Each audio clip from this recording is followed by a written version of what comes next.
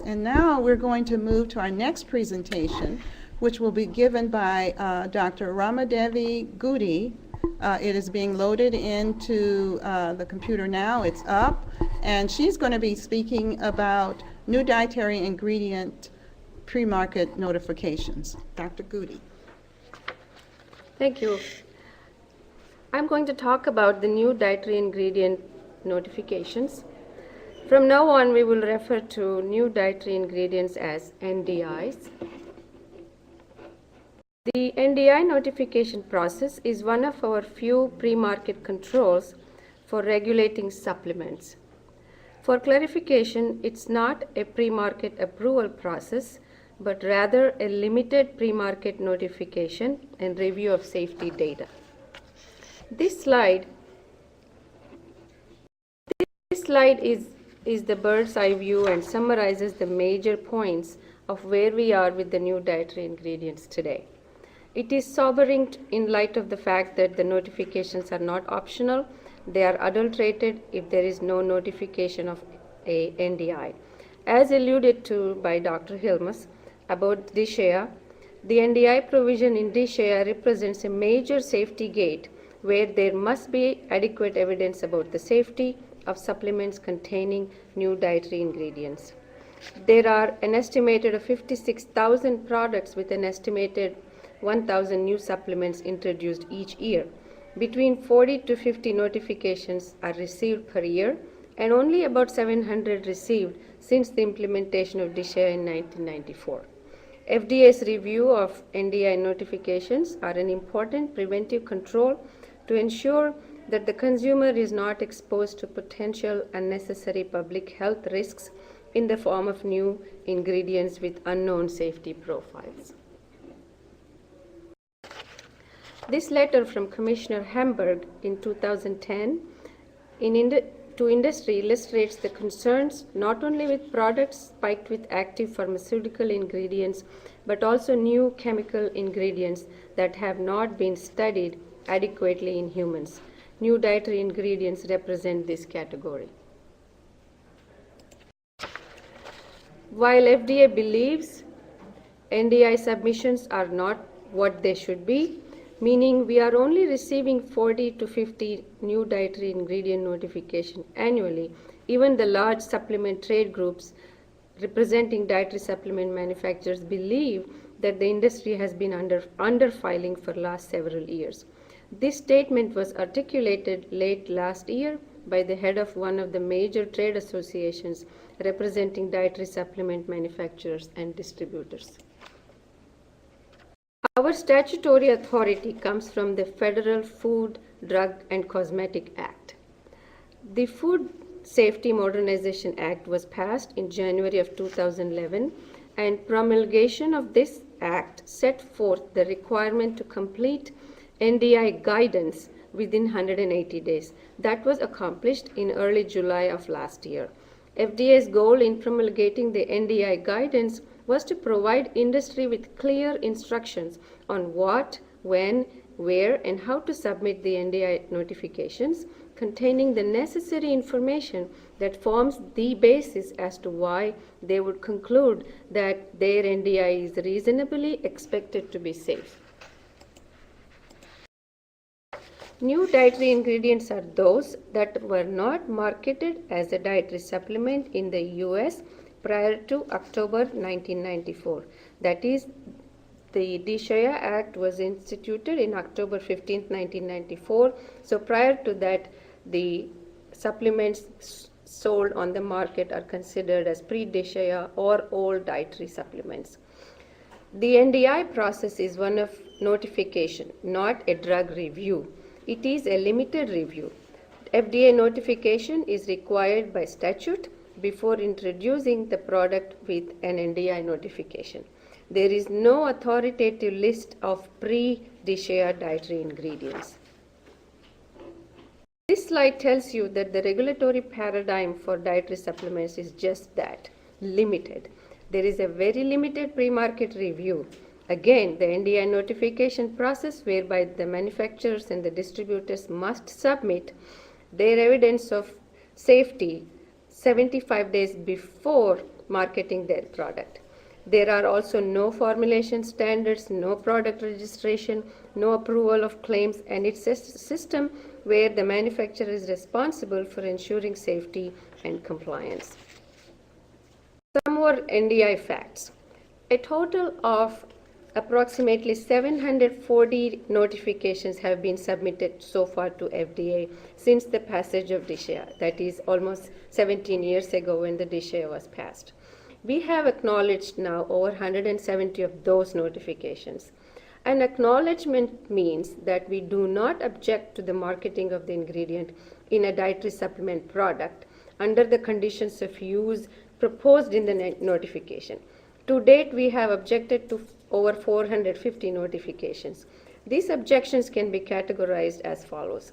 The notification can be objected based upon unresolved safety concerns, either due to identity, chemistry, or safety issues. The notification was incomplete based on CFR 190.6 requirements. 190.6 is a regulation where it describes what elements are required to submit a notification for NDI. The notification was objected to for other reasons. For example, the substance that was the subject of notification was an approved drug, or it did not meet the definition of dietary ingredient. This slide shows the number of submissions and stratifies the letters written as either acknowledgement or objections. It does not include other types of response letters. Just acknowledgement objections letters are the majority of the ones that we typically end up writing. While it appears that we object far more NDIs than we acknowledge, it should be noted that there are vast differences in what companies actually submit as the basis for their safety. While it's not an impossible hurdle to obtain a good day acknowledgement letter from FDA, we do not just rubber stamp notifications if we find the evidence is lacking. For example, dietary supplements are unique in that most of them are to be taken chronically, so a reasonable expectation for safety is a study in rodents monitoring proper endpoints of toxicity. This type of guidance on both what types of studies to provide to FDA and the types of identity testing are needed to even evaluate safety were what we were conveying to industry through the NDI Draft Guidance. The guidance is intended to inform and assist manufacturers and distributors to other industry entities in deciding when a pre-market notification for a dietary supplement containing a new dietary ingredient is necessary and in preparing market safety notifications. The guidance again is a draft and represents FDA's current thinking on this topic. Originally there was a 90-day comment, and draft guidance like this typically has a 60-day period. We have also extended that to another 60 days, so stakeholders have 150 days or until December 2nd of last year to submit their comments to the docket at regulations.gov. The commenting period ended. So far we have received over 7,000 comments. Now we are getting into some laws here. So I'm going to show some statute and regs. These are important to remember. 201S6 of the FFDC Act addresses the safety standards for food additives. Here is the only thing I want you to remember from this slide. The DSHEA of 1994 took dietary supplement out of the food additive safety box. The reason? The burden of industry to show safety here in the food additive realm is higher barrier or burden on industry than the new dietary ingredients. So let's see what the statute says about the NDIs so we can compare the language. What DSHEA did was substitute two new adulteration standards in the form of 413 and 402. 413A2 provides language unique to dietary supplements, that a dietary supplement is adulterated unless it meets one of the requirements, that there is a history of use or other evidence of safety, establishing that the dietary ingredient when used under the recommended conditions suggests labeling of supplement will be reasonably expected to be safe. 413A1 also says that a dietary supplement containing NDI is adulterated unless, here is the exemption, it contains only dietary ingredients that have been present in the food supply as an article used for food in the form of which the food has not been chemically altered. Some of the examples are the supplements containing garlic, or the manufacturer or distributor submits a pre-market notification to FDA that contains history of use or other evidence of safety. 402 F1B says that a food is adulterated if it is a dietary supplement or contains a dietary ingredient that presents a significant or unreasonable risk of illness or injury, that is a new dietary ingredient for which there is inadequate information to provide reasonable assurance that such an ingredient does not present a significant and unreasonable risk. NDI notifications. This slide is more for those submitting NDIs. When determining what you would need to show, one would have some preliminary basis of why one would reasonably expect their product to be safe and what types of risks it may present. In other words, you should ask yourself what additional data is needed to fortify existing data on the ingredient and to address any lack of history of use at the intended conditions of use of the supplement. If it is a completely new, there is likely not enough existing data to identify the predicted risk. Notifications are not optional. As I indicated before, they are adulterated if there is no notification. What to submit? Who to submit? Manufacturer or the distributor submits the notification. Must be filed at least 75 days before the product is introduced into the interstate commerce.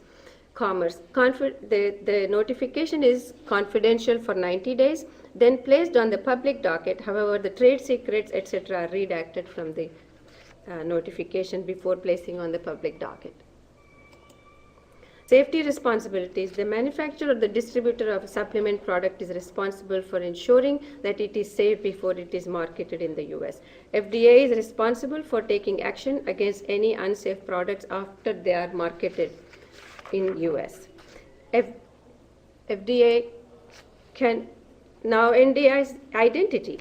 FDA cannot determine the safety of a substance if the identity is not clearly described in the notification. The composition of the NDI. For example, you could harvest more of a particular constituent of a botanical depending on the season or the growing condition.